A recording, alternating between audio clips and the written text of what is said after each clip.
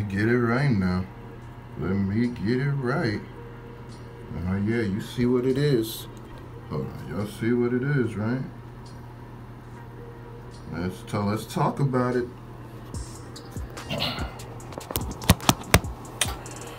Make sure we get this right. Charlemagne, is we live? Guess who's back? Still smelling it out of my clothes, ladies and gentlemen. We got some new news here. Eminem just did a interview with Billboard magazine, and he said the headline on it, getting this via Vlad TV. Eminem says he's fine losing half his fan base over the Trump comments. I think it leads back into this whole conspiracy I've been building, where first off, let me do you think that half of Eminem's fan base was Trump supporters? Because I get a mixed conversation every time I hear it, because people say that he lost a bunch of his fans on the Trump thing, but then a lot of people say that if you're a fan of hip-hop, fan of Eminem, you probably weren't a Trump supporter to begin with. So I kind of want to go through it. Let me read this article. Right. He said, with mixed reviews of his album Revival, Eminem has been talking about the constant tug of war in his head over how and if he should mature in his raps. And that goes back to talking about, you know, not knowing what you want from the audience.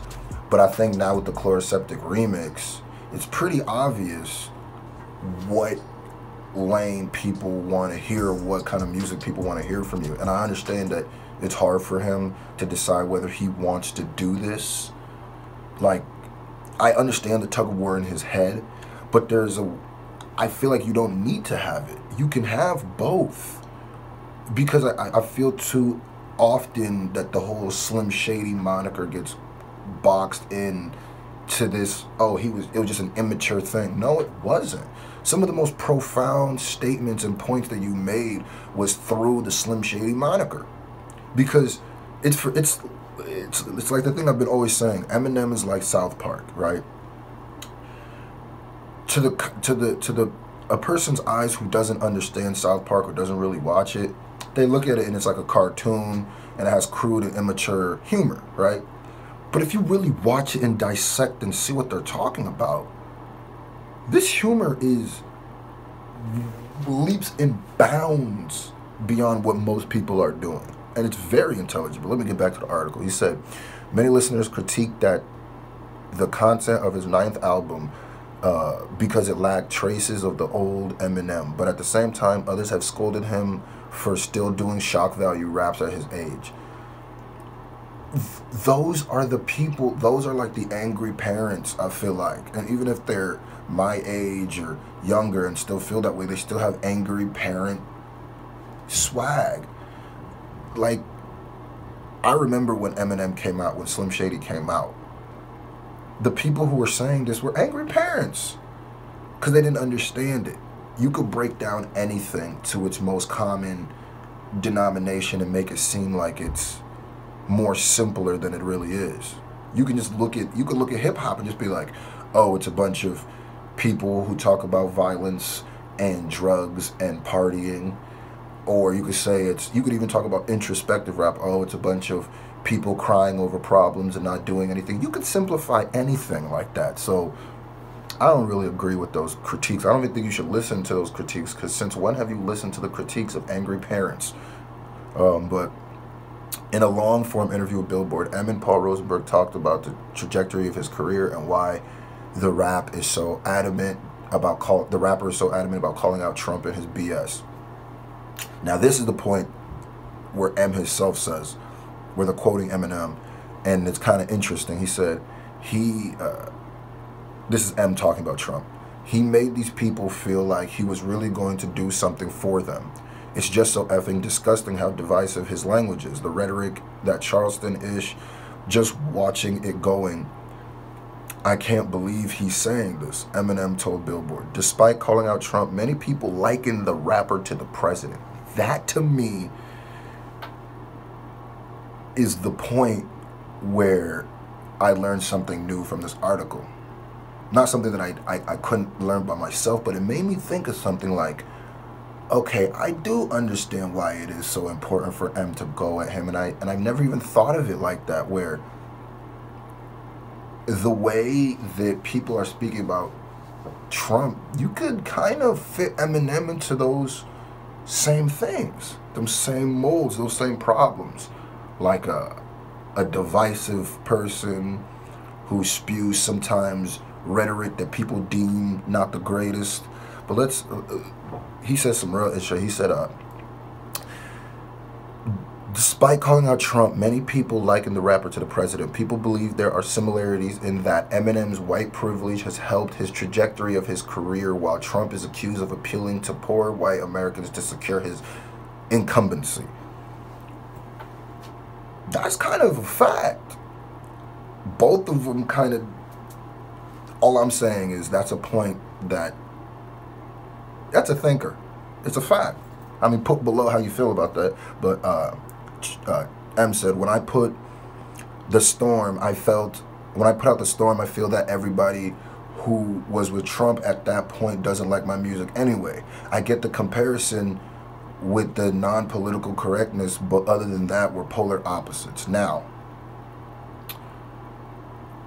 I think what it is they have the same energy. They can have the same energy, but they are polar opposites in thinking, in their mission, right? Like their thinking is different, but their mission is different, but the way they go about obtaining it is kind of the same. But I also think that this is kind of a false equivalency, because I think it's kind of an excuse for the record sales.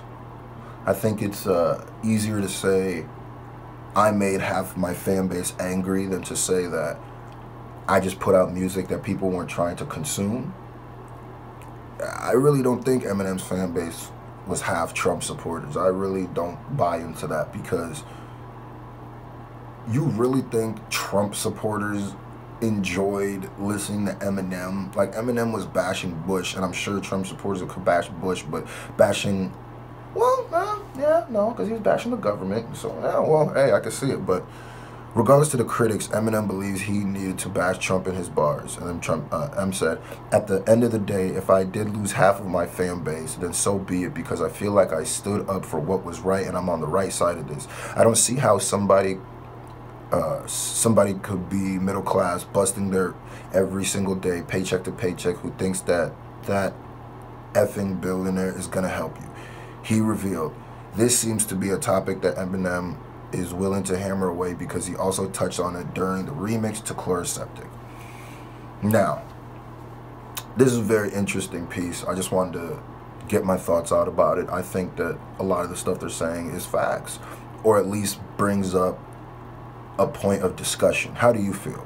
Do you think Eminem, half of Eminem's fan base was Trump supporters? Do you think that the record sales being so low in Eminem's track list, like Revival was like his lowest selling album, do you think that's because he lost half of his fan base, or do you just think that it wasn't connecting with the fan base that he has? Put in the comment section below, but make sure you put hashtag SFJNation. I want to shout out to everybody who watches my videos to the end, everybody who likes and comments, everybody who watches all the ads. I know I put a lot of ads in my videos sometimes, but I'm trying to offset this broken system of advertiser friendly that YouTube has. And if you see an ad on my thing and you watch it, that makes all of this possible for me to continue doing it. Because now they just got it where anytime you upload anything, it's immediately yellow, and then you're guilty till proven innocent, basically. And YouTube's just trying to save its tail. At this point, I know that they care more about saving their tail than they do about making money, because when I'm not making money, they're not making money. But if you want to support me, just continue to watch these videos, continue to hit like, thumbs up, comment, continue to watch all the ads. And if you're already doing that, Thank you. But my name is Screw. I've had y'all here long enough. I'm pretty freaking awesome, but I wouldn't be nothing without you, the SFJ Nation. And I love you.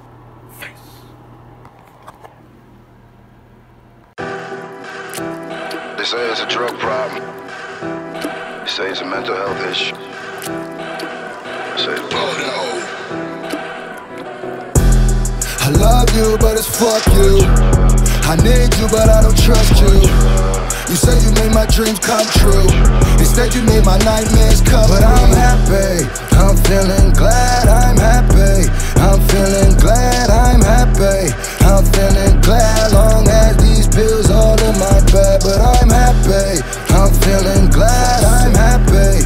I'm feeling glad I'm happy. I'm feeling glad long as these pills all in my bed. I'm hearing everything they fucking saying, but don't blame me, blame Ronald Reagan. And blame all the parents that thought raising my generation was paying the doctor for medications. We misguided, so shit is worse. Take a second to really look in our eyes and you'll see we hurt. They poppin' perks to talk to girls cause they never learn how to flirt. Plus my favorite rapper yap about it and I trust his word. But I'm happy, I'm feeling glad I'm happy. I'm feeling glad I'm happy. I'm feeling glad long as these pills all in my bed. But I'm happy, I'm feeling glad I'm happy. I'm feeling glad I'm happy. I'm feeling glad long as these pills all in my bed. It's funny how mental health works, especially when you adding in all of these social networks. He could either be your first blessing or your next curse when you start equating your retweets to your self-worth. I'm happy. Clint Eastwood on my gorilla shit, but now I'm only happy when my bag is full of pills and shit. How real is this? Real as shit. I'm such a fucking hypocrite, speaking on addictions that I probably fucking helped him get. So I'll help him quick, cause seldom is a man real enough to say I made a song called Drugs that might have made him pick it up. So zip him up in a body bag, the problem is deep. Eventually you gotta tell yourself the problem is me. But it's been going on a while, it's like they all couldn't see. It's had somebody had to die for them to take a little. But it's been going on a while, it's like they all couldn't see. It's that somebody had to die for them to take a little piece. But I'm happy, I'm feeling glad I'm happy.